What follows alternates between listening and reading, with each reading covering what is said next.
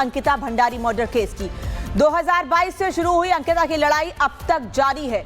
लड़ाई अब इस बात को लेकर है कि आखिर वो वीआईपी कौन है जिसका नाम बार बार अंकिता मर्डर केस में सामने आ रहा है। जांच अब सीबीआई के हाथों में है और अब पहली बार उस अननोन वीआईपी पर केस दर्ज किया गया है जिसके इर्द गिर्द ये पूरी मर्डर मिस्ट्री घूम रही है। मर्डर केस की जांच कहां तक पहुंची है, आज इसमें क्या डेवलपमेंट हुए हैं, ये आपको बताएंगे। अंकिता हत्याकांड में वीआईपी कौन है, यह सबसे बड़ा सवाल उठ रहा है। अज्ञात वीआईपी के खिलाफ केस दर्ज किया गया है। मामले में अब तक 2 एफआईआर दर्ज हुए हैं। शिकायतकर्ता का दावा है कि वीआईपी ने केस को प्रभावित किया है और केस से जुड़े अहम तथ्यों को दबाने की कोशिश की गई है। दूसरी एफआईआर में सुरेश राठौड़ पर हड़पने का आरोप लगा है कि सुरेश राठौड़ ने इस पूरे मामले को में चीजों को हड़पने की कोशिश की है और साथ ही कोई वीआईपी है जो इस पूरे मामले को 3 साल बाद भी दबाने की कोशिश कर रहा है। एक रिपोर्ट आपको दिखाते हैं।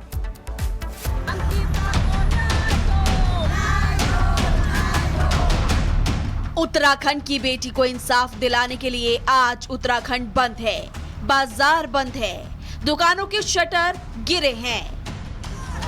ये बंद उस अज्ञात वीआईपी के खिलाफ बुलाया गया है जिसका नाम अंकिता भंडारी हत्याकांड में सामने आ रहा है। सवाल है आखिर वो वीआईपी कौन है जिसको स्पेशल सर्विस देने की बात सामने आ रही है। क्या बिटिया की हत्या वीआईपी के चक्कर में हुई? बिटिया को इंसाफ देने की लड़ाई अब जन आंदोलन में बदल चुकी है। पहाड़ों से लगातार विरोध की ऐसी तस्वीरें सामने आ रही है।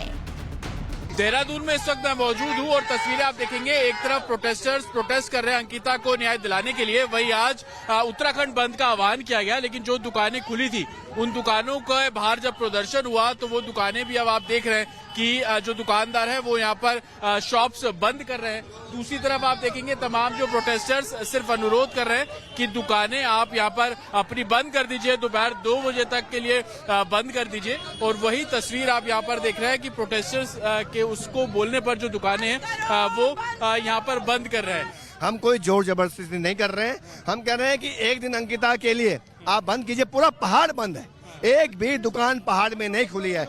लेकिन देहरादून में कुछ व्यापारिक प्रतिष्ठान अभी खुले हुए हैं। हम उनसे अनुरोध कर रहे हैं आप बंद करिए एक दिन के लिए। आप हम जो है शांतिपूर्ण ढंग से ही लोगों को अनुरोध कर रहे हैं कि आप अपने आप बंद कीजिए। हम कोई जोर जबरदस्ती किसी के साथ नहीं कर रहे हैं। ये एक सांकेतिक विरोध है, हर वर्ग को हमारे साथ में आना है। बिटिया के हत्याकांड में अब उस अज्ञात वीआईपी की भी मुश्किलें बढ़ने वाली है जिस वीआईपी के खिलाफ उत्तराखंड के लोग सड़कों पर है। अब उस पर केस दर्ज हो चुका है। पुलिस ने अज्ञात वीआईपी के खिलाफ केस दर्ज कर लिया। अब तक 2 एफआईआर दर्ज हो चुकी है। शिकायतकर्ता का कहना है कि वीआईपी ने केस को प्रभावित किया। केस से जुड़े अहम तथ्यों को दबाने की कोशिश की गई। बिटिया के हत्याकांड की जांच के लिए सीएम धामी ने सीबीआई जांच की घोषणा की है, लेकिन इस मुद्दे ने सियासी रंग भी ले लिया। कांग्रेस नेता हरीश रावत ने बीजेपी पर आरोप लगाया तो जवाब खुद सीएम धामी ने दे दिया।